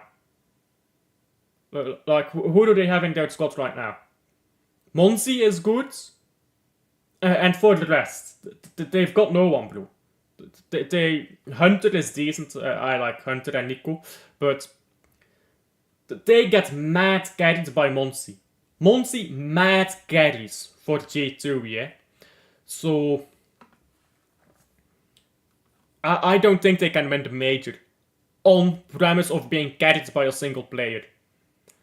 Maybe that's a bit arrogant, maybe, but like they've won 3 trophies this year. To be fair to them, they won 2 trophies last year. They've been consistently good in recent times, yeah, but you can't win the major on premise of being carried by a single player.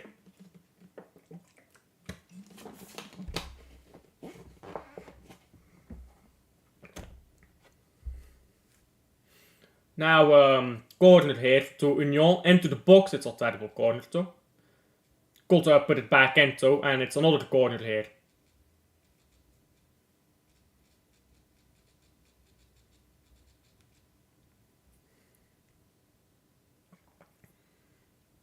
Navi Sokol, no. No, you can't say that Navi got carried to that by Simple. Like, that's just not true. That's just not true. That entire roster by Navi was really good. You can't say that they got carried to that, bro. That's just not true. Is it true that one player did most of the hard work? I mean, yeah. But you can't say that they got carried.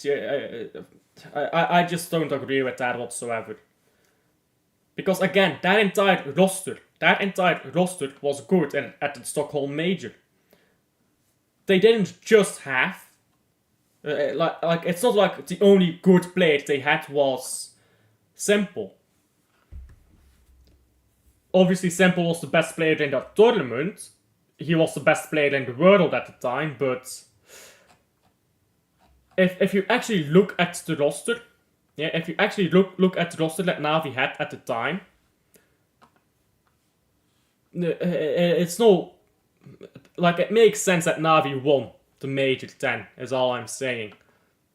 And Navi was consistently good, yeah, even when Simple wasn't good. But Facto was really good. So, I mean, he did carry in the final. I'll give you that. He absolutely carried the final. Against G2, he absolutely carried that final. But overall, the entire tournament, no.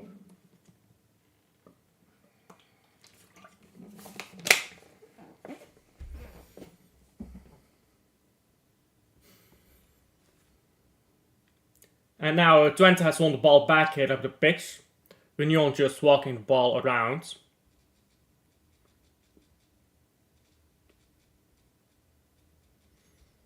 And now ball it's Husseini again, or sorry, Saldiki. But it's Hussein here. Saldiki is down the right and now receives the ball. A bit too far for him, so he has to turn around now.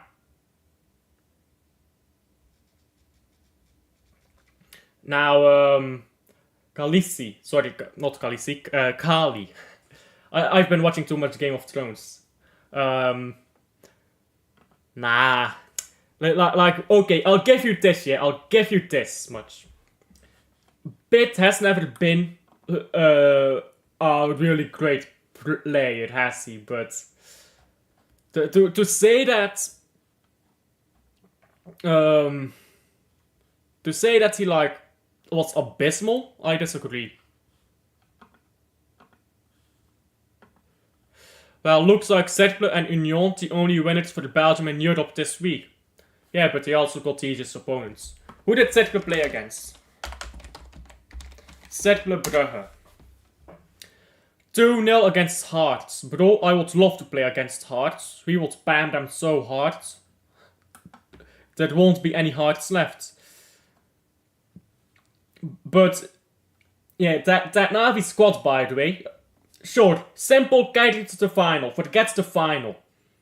Who got them into the final? Was it Simple or was it Electronic and Perfecto?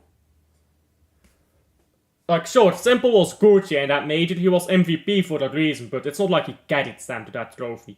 You can't win. You can't win the major because you have one good player. Which is why I don't think G2 is winning the major. Because, yeah, and even if I grant you that you can win the major on a single good player, Monzi is nowhere near the levels that Simple was in that major run in Stockholm. So, no, G2 is not winning the major, I think. I think FaZe might win it. I think FaZe might win the major. I'll win it, I'll win. I'll win it, I'll win, absolutely. But, I mean, coefficients don't care, innit? it? Coefficients don't care.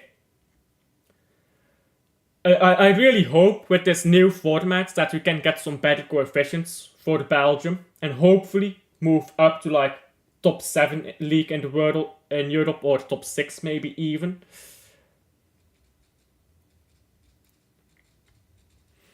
Now ball on the left here for Twente.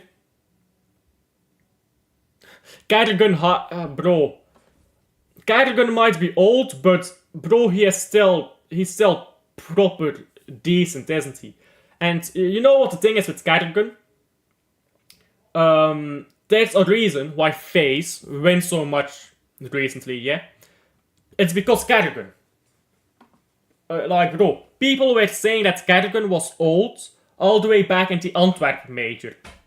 And who won the major? It was FaZe, wasn't it? So, Kerrigan is literally the most experienced player in the world right now. He's been playing... Kerrigan has been playing professionally before Monzi was even born. Or like the same year that Monzi was born. How old is Monzi? Let me look this up. Let me look up how old Monzi is. Yeah, because Kerrigan has been playing professionally before Monzi was even born. I think. Man is the most experienced player in the world right now. Monzi, how old are you? Yeah, he's 19. Kerrigan has been playing professionally for 20 years. So you can't say Kerrigan hype is carrying FaZe, because first of all, Kerrigan is not the only good player at FaZe. Let's be honest about that as well. It's not just Kerrigan hype.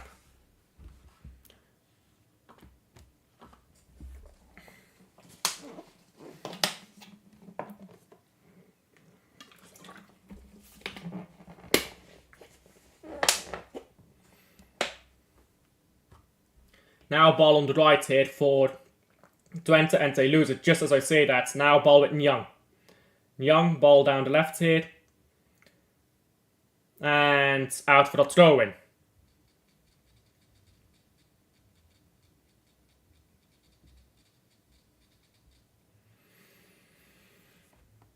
Who is good at FaZe right now other than Kerrigan?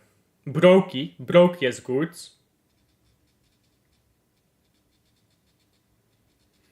Brokey is still good. Rain comes in clutch sometimes. So they've still got players. And now going forward here, and Union balls. Oh, they got the ball on target at the very least, but you do expect Kali to score there. Tight angle, should have probably cut it back though. sort of cut it back and let them I believe Ivanovic was there, shoot and scored.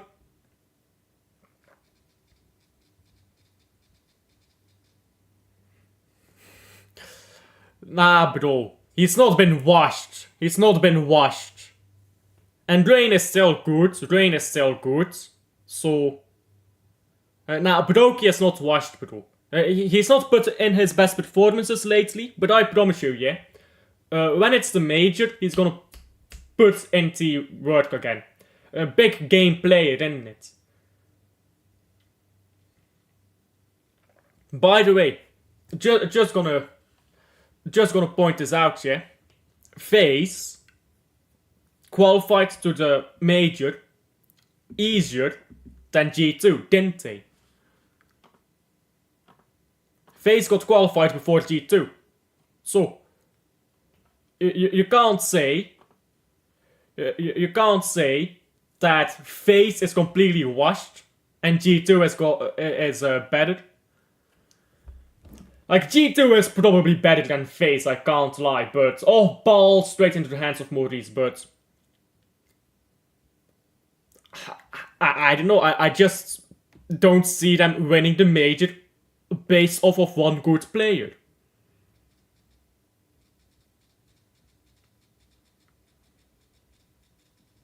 Now, long ball by Maurice. Looking for Rodriguez. He just sits down.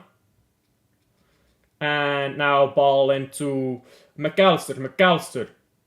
Down to Fuseni. Fuseni moves the ball down the left here. Bro, this does not make sense. This does not make sense. The major. The biggest tournament out there. You need clutch players to win the major. Carrigan is clutch, Broky is clutch, Drain is clutch. Who is clutch at G2? Monzi, and that's it. So, that doesn't make sense. That doesn't make sense. And experience does matter. Again, Carrigan has been playing professionally before Monzi was even born. So you can't say that's like, yeah, they're gonna win the major because they have Monzi. Sure, the Monzi has been good recently, but... Nah, they're not winning the major. I think Na'Vi might. I think Na'Vi might win back-to-back majors. Alexi, wonderful, they both come in clutch. Emert as well. Emert sometimes is like, yeah, I'm gonna be the best player in the world, and then he's like... Yeah, I don't want to exist for the next 2 weeks. He's like that, isn't he? One tournament he's the best player in the world, the next tournament he doesn't even exist.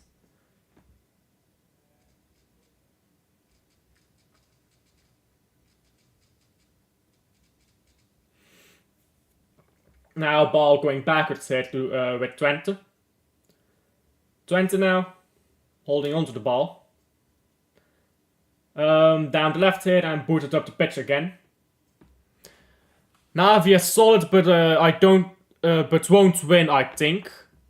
Yeah, I think Na'Vi. Vitality.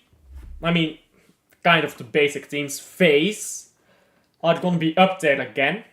I think G2 will be up there. Like, don't get me wrong, I think G2 will be up there, but I don't see them winning. Like, again, you can't win the major based off of one good player. Because, let's be honest, G2 without Monzi, they're dead. Na'Vi without Wonderful, sure, they lose a lot of quality because he's their best player. But Alexi can still step up. So... But G2, if they don't have Monzi, they collapse.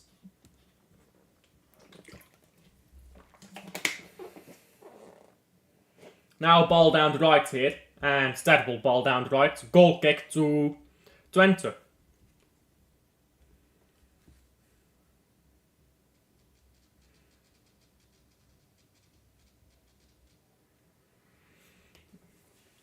Twente now, ball up the pitch. Well, that's just... What? No, bro, have you watched FaZe, bro? You've not been watching FaZe for the last, I don't know, year. FaZe absolutely does not collapse the moment Kerrigan is out, bro. That is not true. Kerrigan doesn't even need to be playing to have an impact on the game. He's just that. Kerrigan's best aspect is his leadership, bro.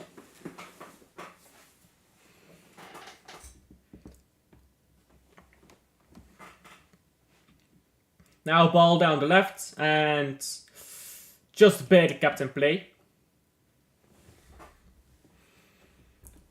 Now throw into Twente and a yellow card coming up as well. I don't know for who.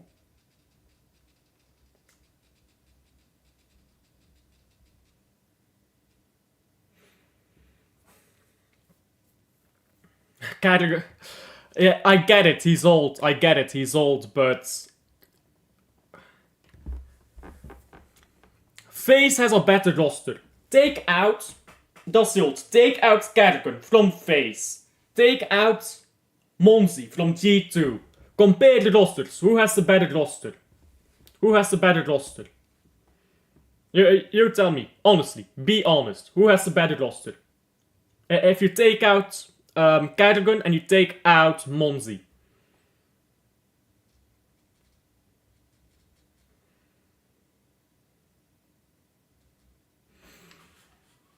Now ball into the box again by Twente and it's clear, it's not very far.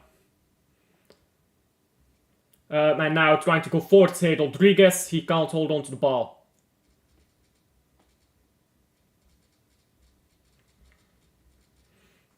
Now ball on the left here and they stopped the play here, referee. He's giving a free kick, I believe. That's a soft free kick. Kali won the ball back fairly, I think. He got the ball. Yeah, FaZe. No. Stop with that difference maker. Yeah, stop with that. Stop with all of this. Stop with all of this. Who has the better roster when you take out Monzi and Kerrigan? It's FaZe. It's FaZe, not G2. So, Monzi, is he the difference maker though? Like, he can be the difference maker in tournaments like the Premier World Final. Sure. Like the Dallas, like IEM Dallas. Sure, he can be difference maker there. Can he do that on the major? Carrying a team to winning the major? And you can't tell me that Navi got carried to the major by Simple when Electronic was really good back then. When they had Perfecto, who was perfect. Like, you can't tell me, bro, that you don't win the major because you have one really good player. Like, let's be honest. You look at Vitality, you look at Navi, you look at Spirit. They all have really good players as well right now, don't they? Like, by this logic, yeah? Spirit. Bro, Spirit, they have Donk and Shiro. Two really clutch players. Are they gonna win the major because they have clutch players? I don't think they are. I don't think they are. Vitality. Zaiwu is very clutch. Are they gonna win the major? Kali now shown a yellow card. In fact, I think Vitality, if we imagine a final between Vitality in the major and G2, I think Vitality win it. I think they win it because they just have more experience. Like, none of the other guys is 19, bro. Again, you've got to understand, bro. The clutch player that you're talking about is going into a major 19 years old. Now ball into the box here by Twente. The goalkeeper from Twente was up for the free kick.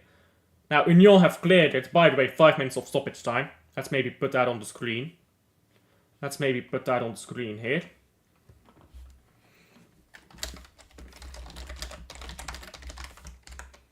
There you go.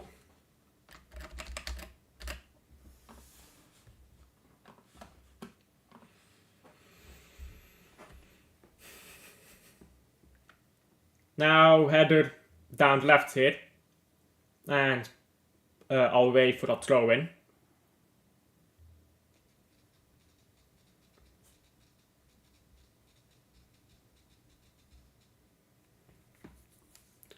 Now, only 1 minute left here, and Twente has created absolutely nothing this game. Absolutely nothing. Now, ball going backwards.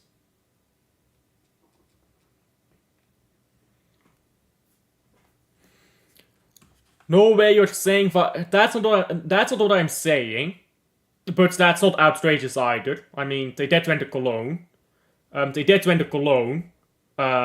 So it's not outrageous to say that the team who won the Cologne, like one of the biggest tournaments, maybe the biggest outside of the major itself, it's not outrageous to say that the Cologne winners are better than another team, but I'm not saying that they're better than G2, but what I am saying is Vitality and G2 in the final, in the major, I think Vitality win, because Vitality have more experience, and they have more clutch players. Again, your entire argument is G2 will win because Monzi is clutch and really good. Yeah, I know that he's really good. He's also 19 years old. Cadogan has played the sport professionally for 20 years. Monzi is 19 years old, so it's completely different, bro. It's completely different. Especially for the major, yeah? In any other tournament, I won't say that full time, by the way. Terrible game, that, especially the second half. I should have watched this a different game, bro. That was a bore. By the way, Gent-Lugano, what is the result there? I want to check that quickly too. Gent... yeah, Gent lost 2-0. Nah. Come on, Gent. Come on. I think Gent could have gotten points against this Lugano. Like, oh well. But yeah, I'm not saying that Vitality is better than G2. Any other final than the major, I would say that G2 probably win it, but the major, it is a big occasion, and I don't even think they're getting to the final. But yeah, let's check out some of the results in Europa League and Conference League, and then let's go off, because there's nothing to talk about in this game. This game was atrocious. If you did not watch the game, by the way, the entire second half was maybe 2 or 3 big chances. That is how terrible the game was. Just constant sideways passing. Like there's not really anything to talk about when the game is that bad. Like sure, Union sat deep in their own half, but it's not like Twente tried to create anything. But anyhow, let me share my screen here, and let's talk about the games in the Europa League and Conference League, and then we'll go off. I mean, we'll check out the Champions League as well. Let's do that as well. Because I haven't talked about this stuff yet. Champions League. There you go, let me open this. Champions League. And Conference League. Not Conference League, Conference League. So there you go. I think we'll start off with Europa League, because this was a Europa League Watchalong. So. Yeah, Besiktas losing to Tel Aviv is kind of surprising to me. What's not surprising is Anderlecht 2-2 with Porto. I think that's a good result for Anderlecht. I think it's fair enough. I think both teams are about the same level. Yeah, I think it's fair enough. I think it's fair enough. I didn't watch the entire game from Anderlecht to Porto, but I think Anderlecht was just slightly better, but they didn't quite convert their chances. Victoria Pilsen, I will be there when G2 wins the major. Not happening, bro. Not happening. Victoria Pilsen winning against Dynamo Kiev. Don't really care about this game. Yeah, about what we expect. Lazio drawing Ludogorets. Really. PAOK the IRS has been beaten. Guys, you want to do your tax evasion? Go to Greece. Go to Greece. PAOK has beaten the IRS, guys. It's halal. It's halal, guys. It's halal. We are moving to Greece, guys. We are moving to Greece. Yeah, Lyon 1-4 to Karabakh. Nothing surprising there. Alkmaar 1-1 against the Galatasaray, actually. That's interesting. I kind of expect Galatasaray to beat Alkmaar, I can't lie, but that's interesting. Ferencváros, wow, absolutely panned Malmo. Real Sociedad, 2-0 Ajax, I mean, makes sense. Although Sociedad has not been good this season, I will still say. They have not been good this season, but Ajax just hasn't been great lately, have they? So, fair enough. Midland losing 1-2 to Frankfurt. Yeah, this is about what I expect here. Fenerbahce actually struggling here. I guess Mourinho has washed. So Bucharest holding a draw to Olympiacos is the most surprising. Roma Invicta, guys. Is it Dovbyk who scored? Fuck, it's not. We needed that Dovbyk goal, bruv. We needed that late Dovbyk goal. That would have really completed this, guys. That would have completely completed this. So yeah, Lazio. Oh, sorry, this is last week. What am I on? Guys, bad news. Rasmus Højlund, late winner. They found their level, struggling against Bodo Glimt. They found their level. Fair enough, they've won. Let's check the Champions League table. I'm not gonna go through all the Champions League games. The IRS finally slain, you know, like that. No more taxes and Greece. We move to Greece, guys. We move to Greece. Liverpool, by the way, winning all 5 games. Didn't see that coming at all, especially with the fixture list they had. Let's pretend that this is not even here. Let's ignore it. Let's ignore this, guys. Let's ignore this. Bayern München, what are you guys doing, Dassilt? What are you guys doing? Like, surely Bayern, you're supposed to be winning games because Vincent Kompany is that guy. But you're not winning, Dassilt, so what's happening? Club Brugge currently above Real Madrid. Club Brugge above Real Madrid, guys. Guys. Club Brugge is a bigger team than Real Madrid, PSG, Stuttgart. This is halal, guys. This is halal, guys. It's beautiful. It's beautiful, isn't it?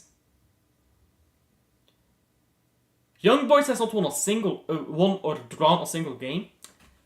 Who is Young Boys' next fixtures? Let me check Young Boys' next games.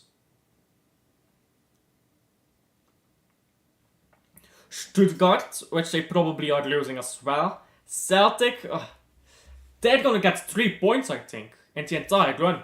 Who did they have before? Donetsk, that was a game they could have gotten points, yeah. Enter, fair enough. They got a difficult fixture list, didn't it? And they're 9th in the league right now. Yikes, 9th in the league. They're just not good this season, I suppose. They're just falling off. 12 teams, by the way. Only 12 teams in the entire fucking league. Yikes. They need to increase that league, bro. How are you gonna have only 12 teams in the whole fucking league?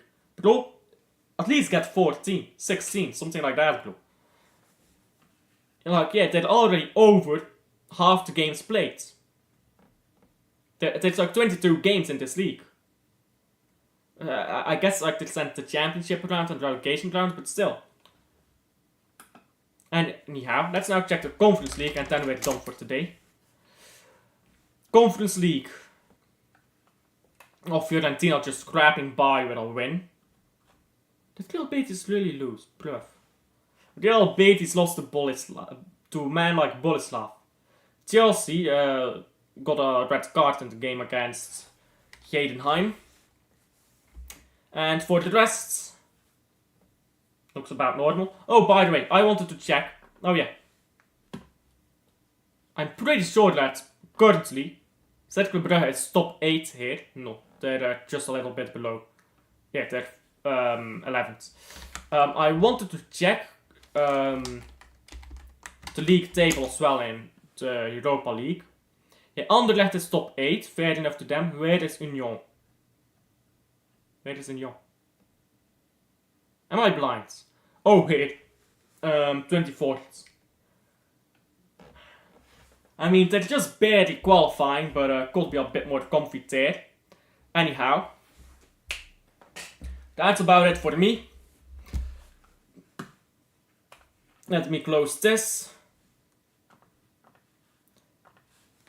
Again, not a lot to talk about with the game itself. It was terribly boring. If any of you guys did not watch the game, good for you, because it was so terribly boring that second half. We didn't even talk about the game in the second half. I was debating the Silt on who is gonna win the major, pretty much equivalent of World Cup, in a different fucking sports. Like, bro. Anyhow, that's about it for me. Like and subscribe if you haven't already. Helps the channel out a ton. By the way, we got to 448 here. Thank you to whoever subscribed. You probably left the stream already, because I know you guys leave the stream the moment the game is done. But I'll see you guys on the next one, yeah? Bye.